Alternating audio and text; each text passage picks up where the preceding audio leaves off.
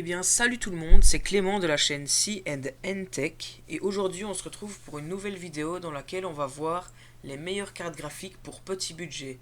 Donc c'est-à-dire de 700 à 1000 euros et ce sera selon nous les meilleures cartes graphiques, mais comme dans la vidéo précédente, on rappelle qu'on n'est pas des professionnels, que c'est juste notre avis et qu'on se base sur l'expérience de nos potes, de nous-mêmes pour à nouveau donner la vidéo la plus objective possible. Mais avant cela, on tenait à vous remercier parce qu'on a fait plus de 150 vues en un jour. Et ça, on est super content. On pensait pas du tout faire autant de vues. Même si pour certains, ça peut paraître pas beaucoup, pour nous, c'est vraiment énorme. Et donc, merci beaucoup. Et on peut directement attaquer avec la Gigabit GeForce GTX 1050 Ti. Donc c'est une bonne carte graphique pour là vraiment les plus petits budgets, donc de à peu près 700 euros, voire même moins si vous partez sur une configuration micro ATX. Donc c'est une carte graphique qui permettra de jouer en 60 fps sur beaucoup de jeux. Ce ne sera pas la plus optimale. Par exemple, si vous voulez faire du VR, cette carte graphique ne le permet pas. Donc c'est pas la carte graphique qu'il faut choisir pour faire du VR. Mais ça reste une très bonne carte graphique pour son prix malgré tout, même si aujourd'hui elle est plus trop au goût du jour, qu'aujourd'hui on pourrait plutôt partir sur un petit peu plus de prix mais quand même pour une meilleure qualité. Et la seconde carte graphique est l'Asus GeForce GTX 1650 Super. Donc c'est une très bonne carte graphique pour son prix encore une fois. Elle va plutôt se trouver dans les configs de 7 à 800 euros. Elle a 4 Go donc comme avant, mais de GDDR6, celle d'avant, donc la 1050 Ti, elle a de la GDDR5 dedans. Et celle-ci, l'écart de prix est un peu justifié parce que il y a G-Sync dedans, mais on ne pourra toujours pas gérer de la réalité virtuelle malheureusement. Mais on pourra, comme avant, gérer de la 4K et du HD. Donc pour les jeux pas très gourmands en 60 fps 1080p, elle fera amplement l'affaire. Et la carte graphique suivante est la MSI Radeon RX 5500 XT Mesh. Donc c'est vraiment l'équivalent AMD de la Nvidia GTX 1050 Ti. Donc elle a 4 Go mais elle de GDDR6. Et elle, ce qui est intéressant, et c'est ça d'ailleurs qui marque l'écart de prix, c'est qu'elle peut gérer de la VR. Donc si vous avez par exemple pas forcément le budget pour une 1060, parce que la 1060 c'est une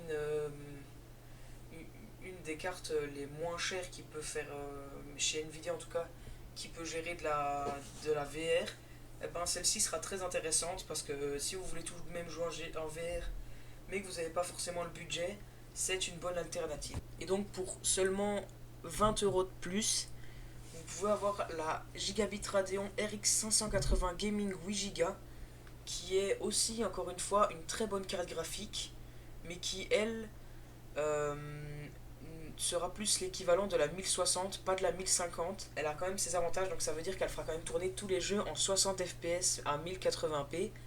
Et ça, c'est vraiment pas mal du tout pour une carte graphique à ce prix-là. Et elle fait tourner aussi la VR, donc ça peut être aussi une carte graphique de choix.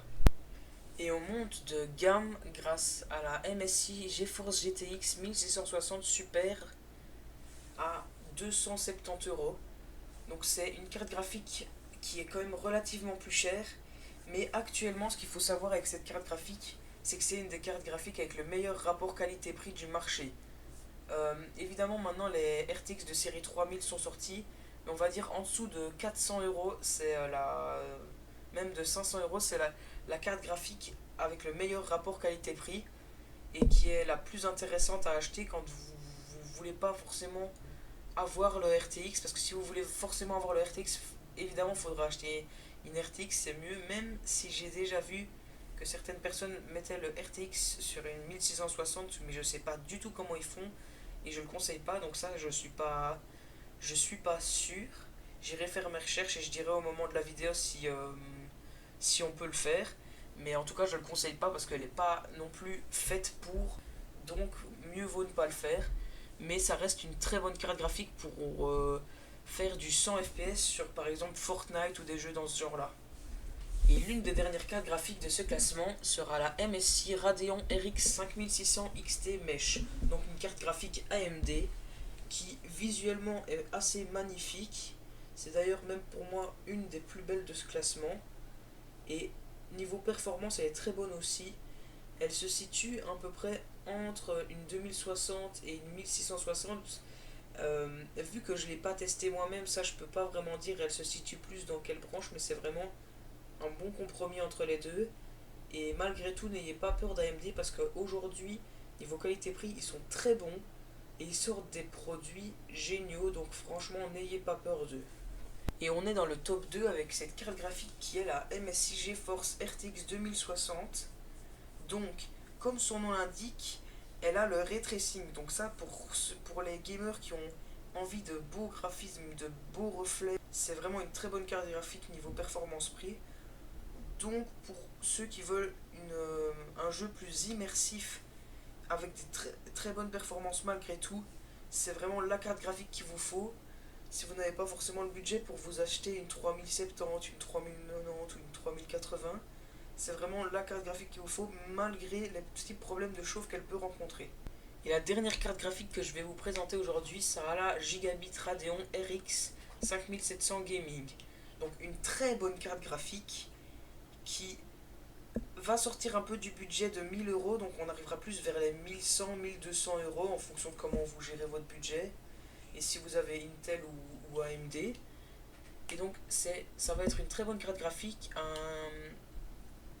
à peu près un intermédiaire entre la 2060 ou la 2060 Super, donc c'est-à-dire des très bonnes performances. Ce n'est pas une Nvidia, donc elle n'a pas le RTX. Ce qu'il faut faire attention, c'est qu'elle est très grande, donc elle a un très grand radiateur et donc trois ventilateurs, ce qui niveau esthétique est très beau et niveau refroidissement est très performant, mais ça pourra vous jouer des tours, par exemple si vous achetez un boîtier trop petit, donc ça faites-y vraiment attention.